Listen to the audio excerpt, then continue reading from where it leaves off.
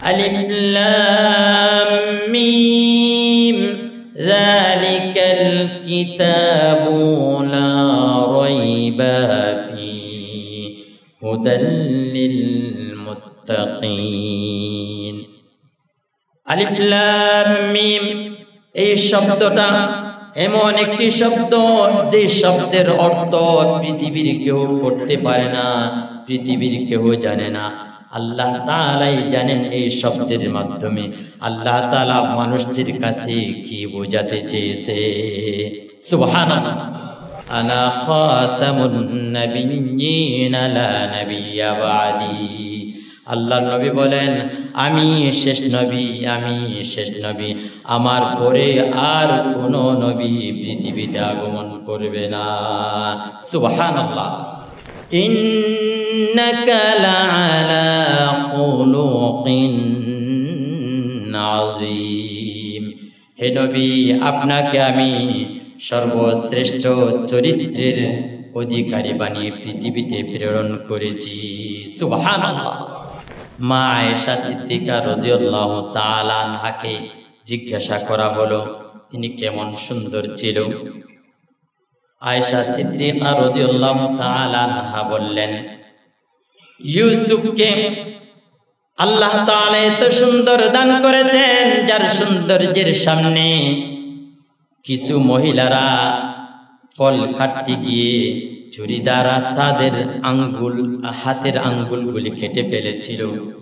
আর আমার আপনার নবী মুহাম্মদ সাল্লাল্লাহু আলাইহি ওয়াসাল্লামের সামনে যদি ওই মহিলাদেরকে ফল কাটতে বলা হতো, তারা শুধু আঙ্গুল না, তাদের কলিজা পর্যন্ত কেটে ফেলতো, তারা বলতে পারতো না।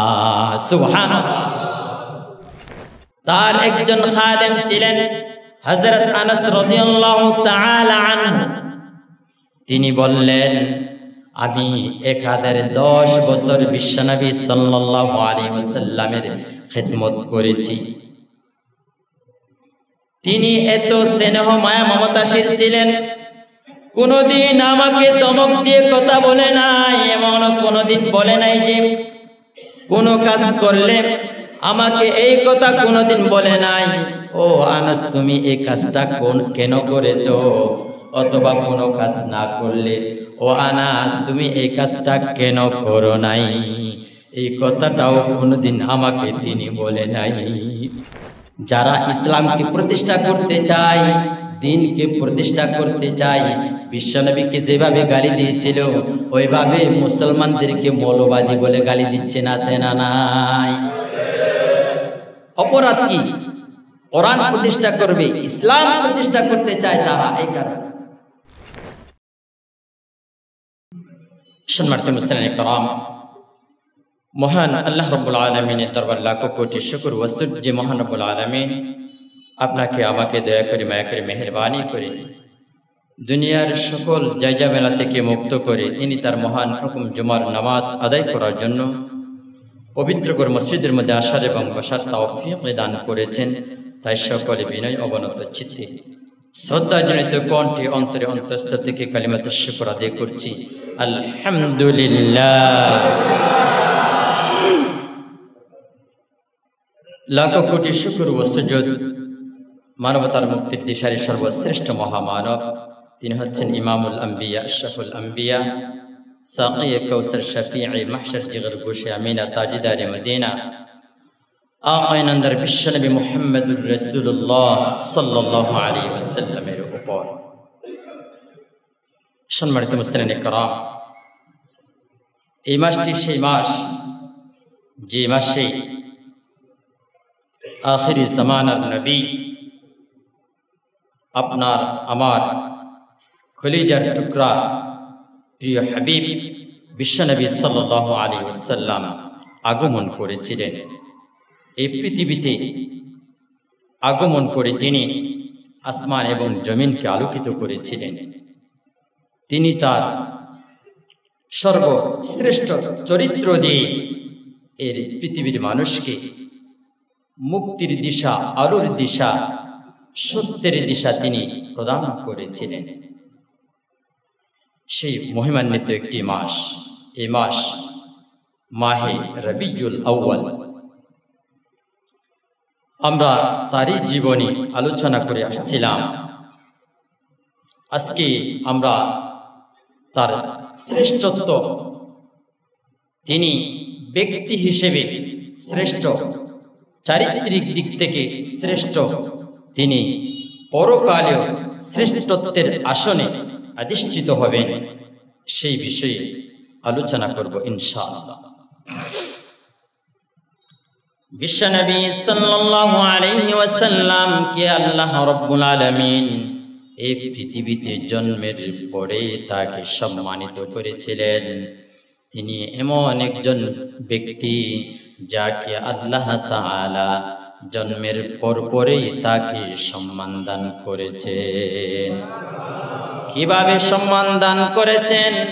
হাদিসের মধ্যে এসেছে, বিশ্বনবী সাল্লাল্লাহু আলাইহি ওয়াসাল্লাম যখন পৃথিবীর জমিনে আগমন করলেন, তারকারাজি সহ চন্দ্র সূর্য, পৃথিবীর সকল গাছগাছালি, সকল মাখলুক তার প্রতি সিজদা অবনত করে তাকে সম্মান প্রদর্শন করেছিলেন। সুবহানাল্লাহ। এভাবে আল্লাহ তাআলা বিশ্বনবী সাল্লাল্লাহু আলাইহি ওয়াসাল্লামের সম্মানকে সুউচ্চ করেছিলেন। সর্বশ্রেষ্ঠ সম্মানের অধিকারী হিসেবে তাকে আল্লাহ তাআলা সম্মান দান করেছেন। তিনি ব্যক্তি হিসেবেও শ্রেষ্ঠ ছিলেন। হাদিসের মধ্যে এসেছে, শামাইল তিরমিজির 346 নম্বর হাদিস, হযরত জুবাইর ইবনে মুতআম রাদিয়াল্লাহু তাআলা আনহু বলেন, ইন্নালি আসমাআ আনা মুহাম্মদ ওয়া আনা আহমদ ওয়া আনা আল মাহি আল্লাযী ইয়ামহু আল্লাহু ফিল কুফরি ওয়া আনা আল হাশির আল্লাযী ইউহশারু আন-নাস আলা কদমাই ওয়া আনা আল আকিব ওয়াল আকিবু আল্লাযী লাইসা বা'দাহু নাবিয়্যুন। আল্লাহর নবী বলেন, আমাকে আল্লাহ তাআলা পৃথিবীতে মুহাম্মদ প্রশংসিত, আহমদ সর্বশ্রেষ্ঠ প্রশংসাকারী, মাহি সকল কুফরিকে ধ্বংসকারী, হাসির সকল মানুষকে একত্রিতকারী, আকিব অর্থাৎ তিনি তালাবদ্ধকারী, বন্ধকারী, অর্থাৎ নবুয়তের যে ধারা পৃথিবীতে এসেছে সেই নবুয়তের ধারাকে আল্লাহ তাআলা বিশ্বনবী সাল্লাল্লাহু আলাইহি ওয়াসাল্লামের মাধ্যমে বন্ধ করে দিয়েছেন। এজন্য তার এই সকল নামগুলি সর্বশ্রেষ্ঠ নাম। আল্লাহ তাআলা মুহাম্মদ এই নামটাকে সর্বশ্রেষ্ঠ নাম হিসেবে মুহাম্মদ সাল্লাল্লাহু আলাইহি ওয়াসাল্লামের নাম রেখেছেন। এজন্য নামের দিক থেকে তিনি সর্বশ্রেষ্ঠ, বংশের দিক থেকেও তিনি সর্বশ্রেষ্ঠ। হযরত আম্মার সাদ্দাত রাহমাতুল্লাহি আলাইহি থেকে বর্ণিত, তিনি ওসিলা ইবনে আসআর রাদিয়াল্লাহু তাআলা আনহু থেকে শুনেছেন, রাসূলুল্লাহ সাল্লাল্লাহু আলাইহি ওয়াসাল্লাম বলতেন, মহান আল্লাহ ইসমাঈল আলাইহিস সালাতু ওয়াস সালামের সন্তানদের হতে কিনানকে বাছাই করেছেন। এরপরে কিনান থেকে তিনি কুরাইশ বংশকে বাছাই করেছেন, নির্বাচিত করেছেন। কুরাইশ বংশ হতে হাশেম গোত্রকে তিনি বাছাই করেছেন, আর হাশেম গোত্র থেকে আল্লাহ তাআলা আমাকে নির্বাচিত করেছে। সুবহানাল্লাহ। অর্থাৎ মুহাম্মদ সাল্লাল্লাহু আলাইহি ওয়াসাল্লামের বংশ দ্বারা এই পৃথিবীর শ্রেষ্ঠ বংশ, বিশুদ্ধ বংশ, এই বিশুদ্ধ বংশ থেকে, শ্রেষ্ঠ বংশ থেকে আল্লাহ তাআলা মুহাম্মদ সাল্লাল্লাহু আলাইহি ওয়াসাল্লামকে পৃথিবীতে আগমন করেছেন। এইভাবে তিনি বললেন, আমি মাতা পিতার দিক থেকেও শ্রেষ্ঠ। বিশ্বনবী সাল্লাল্লাহু আলাইহি ওয়াসাল্লাম বলেন, আমাকে আল্লাহ তাআলা এমন মাতা পিতা থেকে জন্মদান করেছেন যে মাতা পিতা কখনো কোনোদিন ব্যভিচারের সাথে সংযুক্ত হয় নাই। সুবহানাল্লাহ। এমন কত পবিত্র মাতা পিতা থেকে আল্লাহ তাআলা আমাকে জন্মদান করেছেন। এজন্য আমি মাতা পিতার দিক থেকেও শ্রেষ্ঠ। আল্লাহর নবী বললেন, আমি সকল নবীদের মধ্যে থেকেও শ্রেষ্ঠ। সকল নবীদেরকে যে সকল বৈশিষ্ট্য দান করা হয়েছে, ওই সকল বৈশিষ্ট্য আমাকে আল্লাহ তাআলা দান করেছেন। এরপরে ওই নবীদেরকে দান করে নাই এমন কিছু বৈশিষ্ট্য আল্লাহ তাআলা আমাকে দান করেছে। এই জন্য আমি সকল নবীদের থেকেও শ্রেষ্ঠত্ব লাভ করেছি। হাদিসের মধ্যে এসেছে, বিশ্বনবী সাল্লাল্লাহু আলাইহি ওয়াসাল্লাম বলেন, ৬টি কারণে আমি অন্যান্য নবীদের থেকে শ্রেষ্ঠত্ব লাভ করেছি। তার মধ্যে ১ নম্বর হলো আল্লাহ তাআলা আমাকে এমন একটি গ্রন্থ দান করেছে, যে গ্রন্থটি সকল গ্রন্থ থেকে বেশি তাত্ত্বিক এবং বেশি অর্থবহ। এমন তাত্ত্বিক গ্রন্থ পৃথিবীর কোন নবীকে দান করা হয় নাই। সুবহানাল্লাহ। ১০৪ খানা আসমানি গ্রন্থ, তার মধ্যে সর্বশ্রেষ্ঠ আসমানি খানা হচ্ছে, আসমানি গ্রন্থ হচ্ছে 4টি, তাওরাত, জাবুর, ইনজিল, কোরআন। এই 4টি গ্রন্থ সর্বশ্রেষ্ঠ আসমানি গ্রন্থ। এদের মধ্যে আবার সর্বশ্রেষ্ঠ গ্রন্থ হচ্ছে কোরআন। কোরআন এমন একটি গ্রন্থ, যে গ্রন্থের মধ্যে আল্লাহ তাআলা অল্প শব্দে বহু কথাকে আল্লাহ তাআলা এই কোরআনের মধ্যে ভরে দিয়েছেন। যেমন আলিফ লাম মিম যালিকাল কিতাবু লা রাইবা ফীহি হুদাল লিল মুত্তাকিন। আলিফ লাম মিম এই শব্দটা এমন একটি শব্দ, যে শব্দের অর্থ পৃথিবীর কেউ করতে পারে না, পৃথিবীর কেউ জানে না। আল্লাহ তাআলাই জানেন এই শব্দের মাধ্যমে আল্লাহ তাআলা মানুষদের কাছে কি বোঝাতে চেয়েছে। সুবহানাল্লাহ। এই শব্দের অর্থটাই পৃথিবীর মানুষ এই শব্দটার অর্থ করতে গিয়ে হয়রান পেরেশান হয়ে যায়। এই শব্দের অর্থটা পৃথিবীর কেউ জানে না, আল্লাহ এবং আল্লাহর রাসূল জানে, অথবা আল্লাহ জানার কাউকে জানায়নি। এমন তাত্ত্বিক বহু অর্থবহ এই গ্রন্থ আল্লাহ তাআলা একমাত্র আমার আপনার প্রিয় নবী মুহাম্মদ সাল্লাল্লাহু আলাইহি ওয়াসাল্লামকে দান করেছেন। এরপরে আল্লাহর নবী বলেন, আমাকে আল্লাহ তাআলা পৃথিবীতে প্রবল শক্তি দ্বারা সাহায্য করেছেন। এমন প্রবল শক্তি দ্বারা আল্লাহ তাআলা কাকেও সাহায্য করে নাই।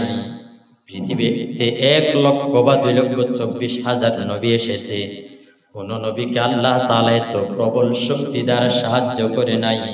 একমাত্র আল্লাহ তাআলা আমাকে ওই প্রবল শক্তি দ্বারা সাহায্য করেছে। যেমন বদরের যুদ্ধে আল্লাহ তাআলা ফেরেশতাদের বাহিনীর মাধ্যমে আল্লাহ তাআলা মুহাম্মদ সাল্লাল্লাহু আলাইহি ওয়াসাল্লামকে সাহায্য করেছে।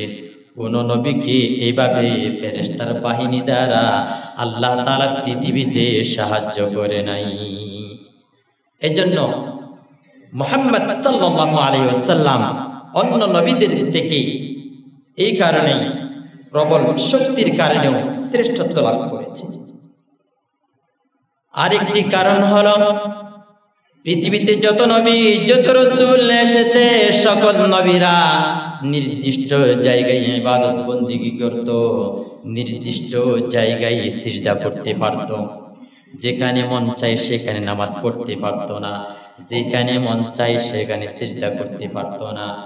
নির্দিষ্ট জায়গায় গিয়ে ইবাদত বন্দেগী করতে হতো, নির্দিষ্ট জায়গায় গিয়ে তারা আস্তানায় গিয়ে নামাজ পড়তে হতো। কিন্তু আমার আপনার নবী, প্রিয় নবী মুহাম্মদ সাল্লাল্লাহু আলাইহি ওয়াসাল্লামকে আল্লাহ তাআলা এত সুন্দর সুযোগ সুবিধা দান করেছেন। আমার আপনার জন্য আল্লাহ তাআলা মুহাম্মদ সাল্লাল্লাহু আলাইহি ওয়াসাল্লামের উম্মতের জন্য এত সুন্দর সুযোগ সুবিধা করে দিয়েছেন। উম্মতে মুহাম্মদী যেইখানে মন চাই সেইখানে নামাজ পড়তে পারবে, যেখানে মন চাই সেইখানে সিজদা করতে পারবে, যেখানে মন চাই সেইখানে ইবাদত বন্দি করতে পারবে। সুবহানাল্লাহ। আমার উম্মতে মুহাম্মাদের জন্য প্রিয় নবী সাল্লাল্লাহু আলাইহি ওয়াসাল্লামের মাধ্যমে এমন সুন্দর ব্যবস্থা করে দিয়েছে, নামাজের ওয়াক্ত হলে ব্যবসায়ীরা বাজারে থাকলে বাজারে নামাজ পড়তে পারবে, কৃষকরা কৃষি জমিনে কাজ করতে থাকলে ওখানে নামাজ আদায় করতে পারবে, বিমানে উড়ন্ত অবস্থায় থাকলে বিমানের মধ্যে নামাজ পড়তে পারবে, সাগরে ভাসন্ত অবস্থায় থাকলে সেইখানে নামাজ পড়তে পারবে। আমার আপনার নবীকে সুযোগ দান করেছে, আল্লাহ তাআলা কোন নবীকে সুযোগ দেয় নাই। সুবহানাল্লাহ। উম্মতে মুহাম্মাদীকে আল্লাহ তাআলা ইবাদতের জন্য এত সুন্দর সুযোগ দান করেছেন, সারা পৃথিবীর জমিনটাকে উম্মতে মুহাম্মাদীর জন্য সিজদার জায়গায় পরিণত করে দিয়েছেন। সুবহানাল্লাহ। এজন্য আমার আপনার নবী অন্যান্য সকল নবীদের থেকে এই দিক থেকেও শ্রেষ্ঠত্ব লাভ করেছেন। এরপরে অন্য কোন নবীর জন্য যুদ্ধের ময়দানে যুদ্ধের পরে যে সম্পদ লাভ করে গনিমতের সম্পদ বলা হয়, গনিমতের মাল বলা হয়। অন্য কোন নবীর জন্য, নবীর উম্মতের জন্য গনিমতের মাল হালাল ছিল না, যুদ্ধলব্ধ সম্পদ হালাল ছিল না, বৈধ ছিল না। আমার আপনার প্রিয় নবী মুহাম্মদ সাল্লাল্লাহু আলাইহি ওয়াসাল্লাম এবং তার উম্মতের জন্য গনিমতের সম্পদকে, যুদ্ধলব্ধ সম্পদকে আল্লাহ তাআলা হালাল করে দিয়েছে। সুবহানাল্লাহ। যুদ্ধের ময়দানে কাফেররা যে সম্পদ রেখে যায়, এই সম্পদ উম্মতে মুহাম্মদের জন্য আল্লাহ তাআলা হালাল করে দিয়েছে। সুবহানাল্লাহ। এইভাবে আল্লাহ তাআলা পৃথিবীতে যত নবী প্রেরণ করেছেন, 1,00,000 বা 2,24,000 নবী পৃথিবীতে আগমন করেছেন। এই নবুয়তের দ্বারা আল্লাহ তাআলা মুহাম্মদ সাল্লাল্লাহু আলাইহি ওয়াসাল্লামের মাধ্যমে বন্ধ করে দিয়ে বললেন, আনা খাতামুন নাবিয়্যিনা লা নাবিয়্যা বা'দি। আল্লাহর নবী বলেন, আমি শেষ নবী, আমি শেষ নবী, আমার পরে আর কোন নবী পৃথিবীতে আগমন করবে না। সুবহানাল্লাহ। নবুয়তের ধারাকে আল্লাহ তাআলা মুহাম্মদ সাল্লাল্লাহু আলাইহি ওয়াসাল্লামের মাধ্যমে বন্ধ করে দিয়েছে। এভাবে আল্লাহ তাআলা মুহাম্মদ সাল্লাল্লাহু আলাইহি ওয়াসাল্লামকে ব্যক্তিগতভাবে এই পৃথিবীতে সম্মানিত করেছেন। তিনি ব্যক্তিগতভাবে সর্বশ্রেষ্ঠ ব্যক্তি। এই পৃথিবীর জমিনে যত মাখলুক, যত মানব, যত দানব আল্লাহ তাআলা প্রেরণ করেছেন, ব্যক্তিগত দিক থেকে সর্বশ্রেষ্ঠ ব্যক্তি হচ্ছেন মুহাম্মদ সাল্লাল্লাহু আলাইহি ওয়াসাল্লাম। সুবহানাল্লাহ। এরপরে চারিত্রিক দিক থেকেও মুহাম্মদ সাল্লাল্লাহু আলাইহি ওয়াসাল্লাম সর্বশ্রেষ্ঠ। আল্লাহর নবী, বিশ্ব নবী সাল্লাল্লাহু আলাইহি ওয়াসাল্লাম বলেন, আন আনাস বিন মালিক রাদিয়াল্লাহু তাআলা আনহু قال كان رسول الله صلى الله عليه وسلم أحسن الناس خلقا। আল্লাহর নবী, বিশ্ব নবী সাল্লাল্লাহু আলাইহি ওয়াসাল্লাম বলেন, পৃথিবীতে যত মানুষ আল্লাহ তাআলা প্রেরণ করেছেন, সকল মানুষের মধ্যে আমাকে উত্তম চরিত্র দান করেছেন আল্লাহ রাব্বুল আলামিন। সুবহানাল্লাহ। মুহাম্মদ সাল্লাল্লাহু আলাইহি ওয়াসাল্লাম তিনি পৃথিবীর মানুষদের মধ্যে সর্বশ্রেষ্ঠ সর্বোত্তম চরিত্রের অধিকারী সেই সার্টিফিকেট খুদ আল্লাহ তাআলা পবিত্র কালামে পাকের মধ্যে এভাবে বলেছেন, ইন্নাকা লাআলা খুলুকিন আযীম। হে নবী, আপনাকে আমি সর্বশ্রেষ্ঠ চরিত্রের অধিকারী বানিয়ে পৃথিবীতে প্রেরণ করেছি। সুবহানাল্লাহ। আল্লাহ তাআলা বিশ্বনবী সাল্লাল্লাহু আলাইহি ওয়াসাল্লামকে সর্বশ্রেষ্ঠ চরিত্রের আসনে তাকে অধিষ্ঠিত করেছেন। সে কথা আল্লাহ তাআলা পবিত্র কালামে পাকের মাধ্যমে সারা পৃথিবীবাসীকে জানিয়ে দিয়েছেন। তিনি সুন্দরের দিক থেকে সর্বশ্রেষ্ঠ ছিলেন। এমন সৌন্দর্য তাকে আল্লাহ তাআলা দান করেছেন। হাদিসের মধ্যে এসেছে, মা আয়েশা সিদ্দিকা রাদিয়াল্লাহু তাআলা আনহাকে জিজ্ঞাসা করা হলো তিনি কেমন সুন্দর ছিল। আয়েশা সিদ্দিকা রাদিয়াল্লাহু তাআলা আনহা বললেন, ইউসুফকে আল্লাহ তাআলা এত সুন্দর দান করেছেন যার সৌন্দর্যের সামনে কিছু মহিলারা ফল কাটতে গিয়ে ছুরি দ্বারা তাদের হাতের আঙ্গুলগুলি কেটে ফেলেছিল। আর আমার আপনার নবী মুহাম্মদ সাল্লাল্লাহু আলাইহি ওয়াসাল্লামের সামনে যদি ওই মহিলাদেরকে ফল কাটতে বলা হতো, তারা শুধু আঙ্গুল না, তাদের কলিজা পর্যন্ত কেটে ফেলতো, তারা বলতে পারতো না। সুবহানাল্লাহ। আমার মুহাম্মদ সাল্লাল্লাহু আলাইহি ওয়াসাল্লামকে এত সুন্দর দান করেছেন আল্লাহ তাআলা, যার সৌন্দর্যের সামনে আকাশের তারকারাজির কিরণ মলিন হয়ে যেত। শুধু তাই না, চন্দ্র সূর্যের কিরণ পর্যন্ত মলিন হয়ে যেত। এত সুন্দর আল্লাহ তাআলা তাকে দান করেছে। তার চেহারার সৌন্দর্য থেকে অনেক সাহাবীর ক্ষুধা নিবারণ হয়ে যেত। অনেক তৃষ্ণার্ত মানুষের তৃষ্ণান্ত পড়ে যেত, তৃষ্ণার্ত তাদের ভরে যেত, পিপাসা ভরে যেত, তৃষ্ণার নিবারণ হয়ে যেত, ক্ষুধা নিবারণ হয়ে যেত। ক্ষুধার্ত ব্যক্তিরা তার সামনে এসে তার চেহারার সৌন্দর্য থেকে ক্ষুধা নিবারণ হয়ে যেত। তৃষ্ণার্ত ব্যক্তিরা তার চেহারা মোবারক যখন দেখত, তৃষ্ণা নিবারণ হয়ে যেত। এত সৌন্দর্য আল্লাহ তাআলা তাকে দান করেছিল। সুবহানাল্লাহ। পশু পাখিরা পর্যন্ত তার সৌন্দর্য থেকে তাদের বাচ্চাদেরকে বলে যেত, তাদের ক্ষুধা পর্যন্ত বলে যেত। পশু পাখিরা তাদের বাচ্চাদেরকে কত ভালোবাসত। কিন্তু বিশ্বনবী সাল্লাল্লাহু আলাইহি ওয়াসাল্লামের চেহারা মোবারক দেখলে তাদের বাচ্চাদের কথা পর্যন্ত বলে যেত। এত সৌন্দর্য বিশ্বনবী সাল্লাল্লাহু আলাইহি ওয়াসাল্লামকে দান করেছেন। তার দেহ মোবারকের সুগন্ধি, ঘামের ঘ্রাণ এত সুঘ্রাণ ছিল, মিষ্ক আম্বরের ঘ্রাণ পর্যন্ত তার ঘামের ঘ্রাণের সামনে ফেল হয়ে যেত।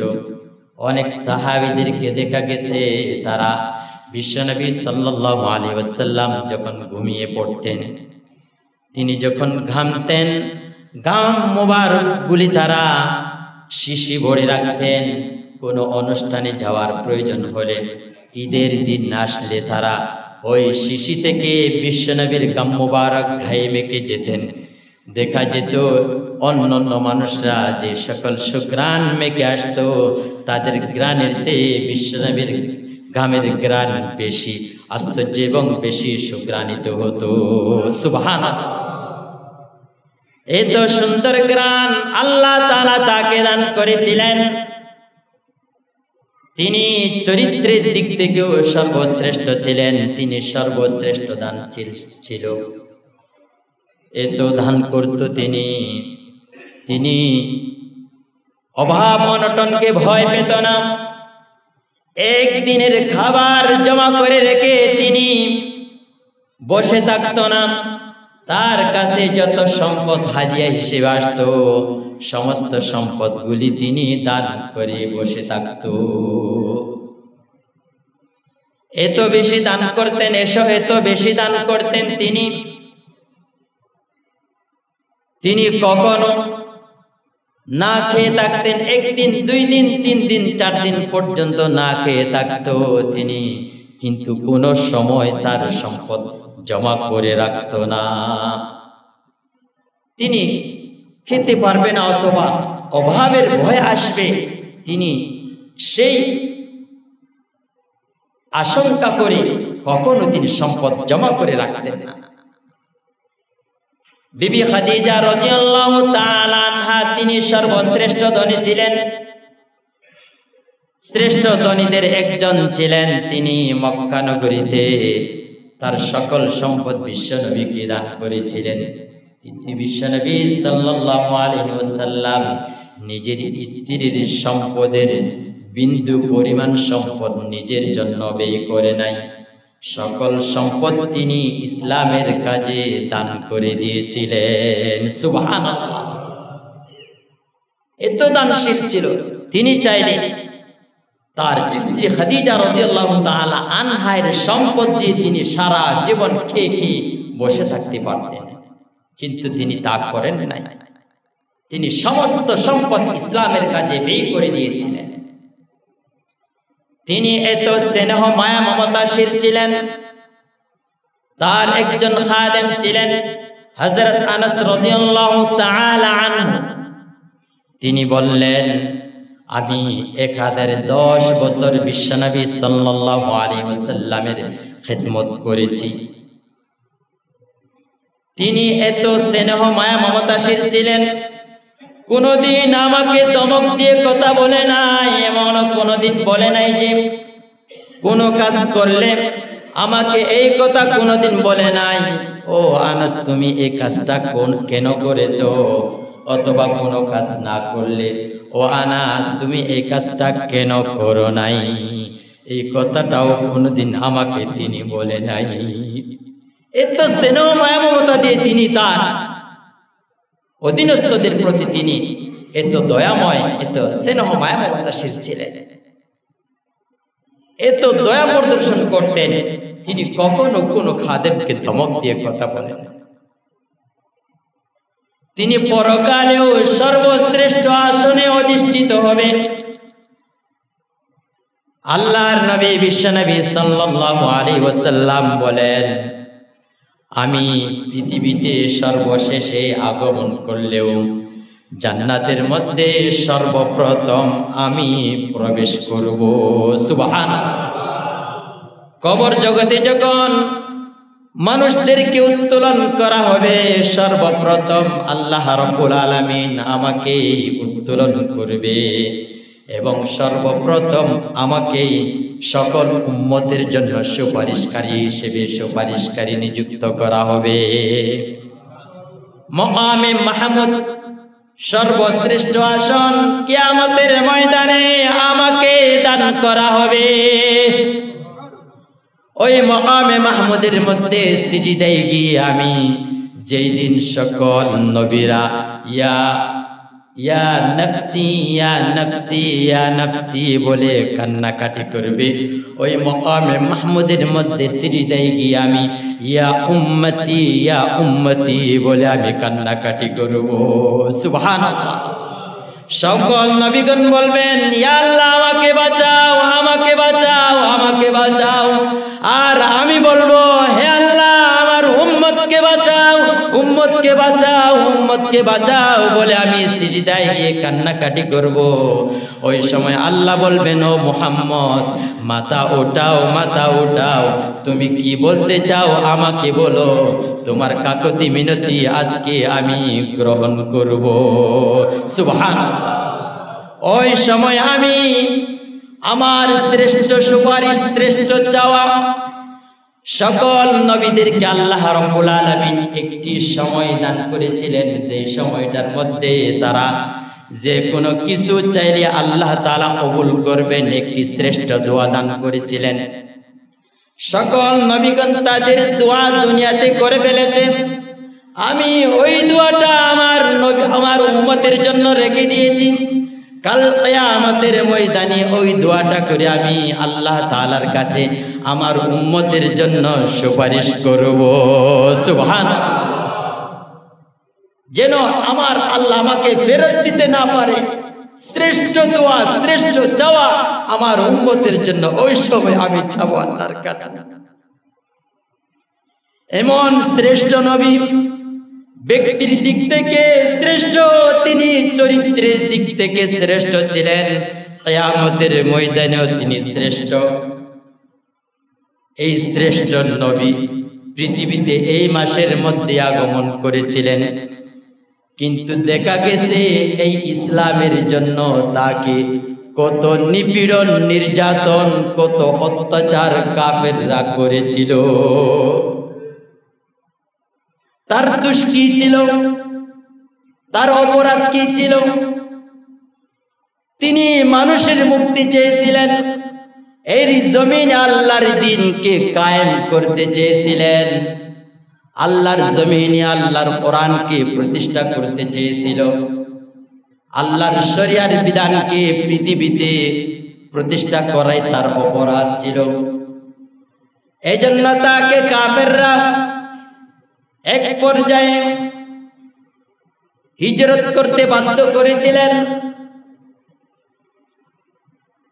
তার সাহাবীগণকে আল্লাহর নবী মক্কার কাফেরদের অত্যাচারে থাকতে না পেরে বিশ্বনবী সাল্লাল্লাহু আলাইহি ওয়াসাল্লাম তার প্রিয় সাহাবীদেরকে বললেন, ও আমার সাহাবীরা, এই মক্কায় থেকে আমরা ইসলামকে প্রচার করতে পারবো না, ইসলামকে বিজয় করতে পারবো না, মদিনায় হিজরত করো তোমরা।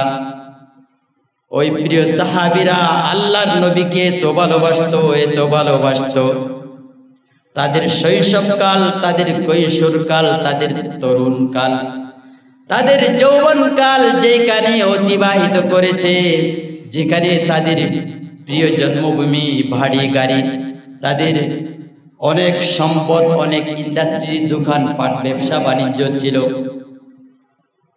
এই সকল সব কিছু ছেড়ে আল্লাহর নবীর যখন আদেশ আসলো তোমরা হিজরত করো, এই সব কিছু ছেড়ে, শুধু তাই না, অনেক সাহাবী যাদের পিতামাতা কাফের, তাদের মাতা পিতাকে ছেড়ে চলে যেতে হয়েছে, অনেকের স্ত্রী কাফের, স্ত্রীকে ছেড়ে চলে যেতে হয়েছে, অনেকের সন্তান কাফের ছিল, সন্তানকে ছেড়ে চলে যেতে হয়েছে, অনেকের ভাই ব্রাদার, আত্মীয় স্বজন কাফের, তাদের সবাইকে ছেড়ে আল্লাহর নবীর আদেশকে এমন ভাবে তারা প্রাধান্য দিত যে এই সব কিছু ছেড়ে, মাতৃভূমি ছেড়ে, যেখানে তাদের জীবনের অধিকাংশ সময় কেটেছে, পিছনের দিকে তাকিয়ে তাকিয়ে মাতৃভূমি ত্যাগ করে মদিনায় চলে যেতে বাধ্য হয়েছে। ইসলামকে কেমন ভালোবাসতো তারা, আল্লাহর নবীকে কেমন ভালোবাসতো তারা। সাহাবীরা সবাই এক পর্যায়ে হিজরত করে গেছে, শুধুমাত্র বাকি ছিল প্রিয় নবী মুহাম্মদ সাল্লাল্লাহু আলাইহি ওয়াসাল্লাম, আবু বকর আর আলী ছিল মক্কা নগরীতে। দারুন নদওয়াতে বৈঠক হয়েছে। ওই সময় একটি সমাজ গড়ছিল, যে ঘরের মধ্যে কাফেরদের বড় বড় সর্দাররা বসে ইসলামের বিরুদ্ধে ষড়যন্ত্র করত। ওই দারুন নদওয়াতে বৈঠক হয়েছে আজকের রজনীতে ইসলামের আলোক পত্রিকাকে শেষ করে দিবে, চিরতরে ইসলামকে পৃথিবীর জমিন থেকে শেষ করে দিবে, মুহাম্মদ সাল্লাল্লাহু আলাইহি ওয়াসাল্লামকে হত্যার মাধ্যমে ইসলামের আলোকে পৃথিবী থেকে শেষ করে দিবে যখন সিদ্ধান্ত হয়েছে, আল্লাহর পক্ষ থেকে মুহাম্মদ সাল্লাল্লাহু আলাইহি ওয়াসাল্লামের উপর ওহী প্রেরিত হয়েছে, হে নবী, আপনি আজকের রজনীতে হিজরত করতে হবে, এই মক্কা ছেড়ে চলে যেতে হবে। ওই রজনীর যখন আসলো, সন্ধ্যার সময় কাফেরদের যুবকরা আস্তে আস্তে বিশ্বনবীকে হত্যার ষড়যন্ত্রের আদেশ চড়ুন, কাফেরদের পক্ষ থেকে আদেশ হয়েছে আজকের রাতে শেষ করে দিতে হবে। এজন্য কাফেররা এক এক করে বিশ্বনবীর ঘরের চতুর্পাশে জমিয়ত হতে লাগলো। এক পর্যায়ে বিশ্বনবী সাল্লাল্লাহু আলাইহি ওয়াসাল্লাম যে বের হবে, দরওয়াজার মধ্যে পর্যন্ত কাফেরদের বিশাল মানুষের জটকাবাজি বেঁধে ফেলেছিল তারা। উঠানের চতুর্পাশে কাফেরদের জমিয়ত, একটি জায়গাও খালি নাই। তাদের প্ল্যান হচ্ছে আজকে রাতে মুহাম্মদ সাল্লাল্লাহু আলাইহি ওয়াসাল্লামকে শেষ করে দিবে। মুহাম্মদ সাল্লাল্লাহু আলাইহি ওয়াসাল্লাম রাত যত গভীর হচ্ছে দেখতেছেন মানুষের ভিড় তত বাড়ছে। দরওয়াজার এমন ভাবে মানুষের জটলা, দরজা খোলার মতো কোনো কায়দা নেই। বিশ্বনবী সাল্লাল্লাহু আলাইহি ওয়াসাল্লামকে আল্লাহ তাআলা বললেন, বের হয়ে পড়ো। মুহাম্মদ সাল্লাল্লাহু আলাইহি ওয়াসাল্লাম হযরত আলীকে বললেন, হে আলী, তুমি আমার বিছানায় শুয়ে পড়ো, কাফেররা যেন টের না পায় আমি যে হিজরত করে চলে যাচ্ছি। আর আলী রাদিয়াল্লাহু তাআলা আনহু জানতেন অল্প বয়সের যুবক, এই বিছানাটা এমন একটি বিছানা, হয়তো সকাল ভোর হওয়ার পূর্বে আমি লাশ হয়ে এখান থেকে আমি বের হব, অথবা রক্তে রঞ্জিত হয়ে আমাকে এই বিছানা থেকে সকালবেলায় উঠতে হবে। এই সব কিছু তিনি জেনে শুনে বিছানায় শুয়ে পড়লেন বিশ্বনবী সাল্লাল্লাহু আলাইহি ওয়াসাল্লামের আদেশে। আর মুহাম্মদ সাল্লাল্লাহু আলাইহি ওয়াসাল্লাম তাকে রেখে যাচ্ছেন। আরেকটি কারণ হচ্ছে মুহাম্মদ সাল্লাল্লাহু আলাইহি ওয়াসাল্লামের কাছে কাফেরদের অনেক সম্পদ, অনেক মাল, টাকা পয়সা আমানত স্বরূপ ছিল। তাদের আমানতগুলি যেন হযরত আলী কাররামাল্লাহু ওয়াজহু পৌঁছে দিতে পারেন। মুহাম্মদ সাল্লাল্লাহু আলাইহি ওয়াসাল্লাম এই দুইটি কারণে তাকে তার বিছানায় শুয়ে দিলেন। আল্লাহ রাব্বুল আলামিন বললেন সূরা ইয়াসিনের শুরু তুমি পাঠ করো। মুহাম্মদ সাল্লাল্লাহু আলাইহি ওয়াসাল্লাম সূরা ইয়াসিনের শুরু আধা পৃষ্ঠা পাঠ করে এক মুষ্টি বালি নিয়ে দরজার বাইরে আল্লাহর রাসূল সাল্লাল্লাহু আলাইহি ওয়াসাল্লাম ছিটিয়ে দিলেন। আল্লাহ রাব্বুল আলামিন ওই এক মুষ্টি বালিকে কাফেরদের সমস্ত চোখের মধ্যে পৌঁছে দিয়ে কাফেররা চোখগুলি মুছতে থাকলেন, কিছুই দেখতে পারতেছে না, তারা চোখ মুখ মুছতেছে। এর মধ্যেই বিশ্বনবী সাল্লাল্লাহু আলাইহি ওয়াসাল্লাম তাদের মাঝ থেকে এইভাবে তাদেরকে ফাঁকা করে করে তাদের মাঝ থেকে বিশ্বনবী সাল্লাল্লাহু আলাইহি ওয়াসাল্লাম বেরিয়ে চলে গেলেন। কোন কাফের দেখতেও পেল না, টেরও পাই নাই। সুবহানাল্লাহ। এভাবে মুহাম্মদ সাল্লাল্লাহু আলাইহি ওয়াসাল্লাম তাদের মাঝ থেকে বেরিয়ে গেল।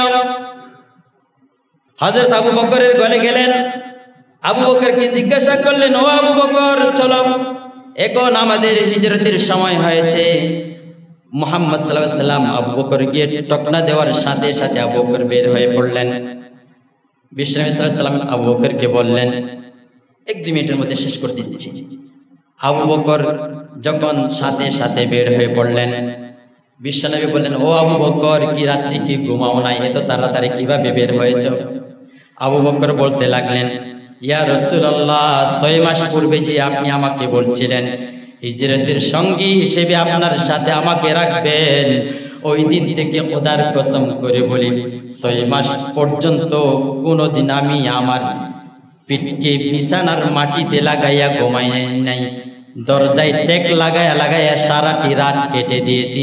কখন আমার নবী আমাকে হিজরতের জন্য ডাক দিবে সেই অপেক্ষায় রয়েছি। সুবহানাল্লাহ। দরজায় টেক লাগাইয়া লাগাইয়া 6 মাস পর্যন্ত ঘুমাচ্ছি, কোনদিন আমি আমার শরীরটা বিছানায় লাগাইয়া পিঠ লাগাইয়া ঘুমাই নাই। এই এত সহ্য কষ্ট, নির্যাতন, নিপীড়ন, অত্যাচার, নির্যাতন নিপীড়নের শিকার বিশ্বনবী সাল্লাল্লাহু আলাইহি ওয়াসাল্লাম একমাত্র ইসলামের কারণে। ওই ইসলামের কারণে আজকে কিছু কিছু মানুষ যারা ইসলামকে প্রতিষ্ঠা করতে চায়, দিনকে প্রতিষ্ঠা করতে চায়, বিশ্বনবীকে যেভাবে গালি দিয়েছিল ওইভাবে মুসলমানদেরকে মৌলবাদী বলে গালি দিচ্ছে না, সেনা নাই? অপরাধ কি? কোরআন প্রতিষ্ঠা করবে, ইসলাম প্রতিষ্ঠা করতে চায় তারা। এই কারণে মৌলবাদ এটা একটা আজকের নতুন কোনো গালি না, এটা আগেও দিয়েছে। মৌলবাদ বলে কাদেরকে বোঝাতে চায়, অথচ আমরা সকলে মৌলবাদ। ইসলামের মৌলিক বিষয়ে যারা বিশ্বাসী তারা সকলেই তো মৌলবাদী, ঠিক কিনা? তাহলে মৌলবাদী বলে আপনি কাকে বোঝাতে চান? যদি হুজুরদেরকে বোঝাতে চান আপনি, তাহলে আপনি হুজুর ছাড়া তো আপনি পৃথিবীতে মুসলমান হিসেবে জন্ম নেওয়াটাই দুষ্কর। আপনি বৈধ সন্তান হিসেবে হুজুর ছাড়া তো মৌলবাদী, হুজুর ছাড়া তো জন্ম নিতে পারবে না। আপনি হুজুর ছাড়া মৃত্যুর পরে জানাজা পড়ানো তো আপনার সম্ভব না। আপনি মৌলবাদী বলে কাদেরকে বোঝাতে চান? মৌলবাদীদের মাধ্যমে এই দেশ স্বাধীন হয়েছে। সুতরাং মৌলবাদী বলে গালি দিয়ে এই দেশে ওই সকল গালিবাজদের দায় হবে না, ঠিক কিনা? এই দেশের মানুষ আর এগুলি খায় না, এগুলি পুরাতন হয়ে গেছে। সুতরাং তাদেরকে আমরা সতর্ক করে দিতে চাই, মৌলবাদী বলে ইসলামের বিরুদ্ধে অবস্থান করে এই দেশের মানুষের সমর্থন পাওয়া যাবে না। সুতরাং আল্লাহ তাআলা আমাদের সকলকে ইসলামের সহিহ বুঝদান করুন, আমিন। ওয়া আখিরু দাওয়ানা আলহামদুলিল্লাহি রাব্বিল আলামিন।